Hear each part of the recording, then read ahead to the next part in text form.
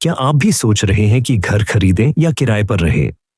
क्या 70 लाख का 2 BHK apartment खरीदना समझदारी है या 20,000 रुपए में किराए पर रहना बेहतर है?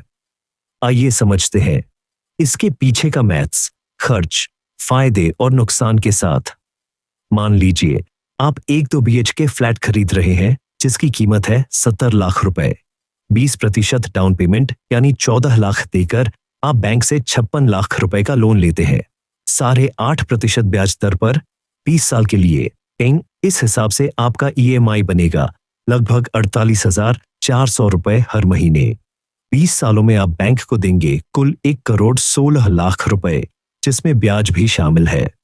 दोस्तों, इतना ही नहीं, इसके अलावा रजिस्ट्रेशन और स्टैंप ड्यूटी 4 से 5 लाख रुपए, मेंटेनेंस 2,000 से 4,000 रुपए हर महीने, रिपेयर, पेंटिंग, इंटीरियर सब आपका खर्च।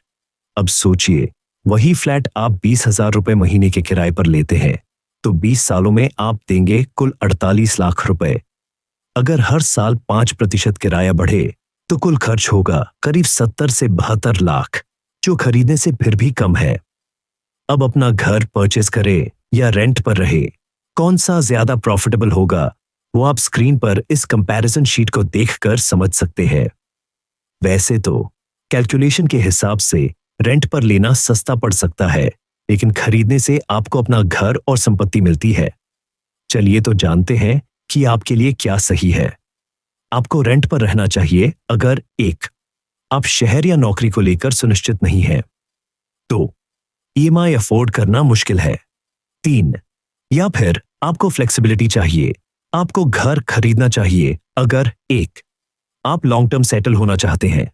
2. स्टेबिलिटी और इन्वेस्टमेंट दोनों चाहते हैं। 3. और ईएमआई आपके बजट में है।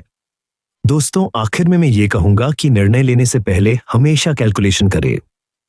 रेंट वर्सेस बाय कैलकुलेटर का इस्तेमाल करें, अपने करियर और बजट को ध्यान में रखें और याद रखें, हर किसी की जरूरत अलग होती है।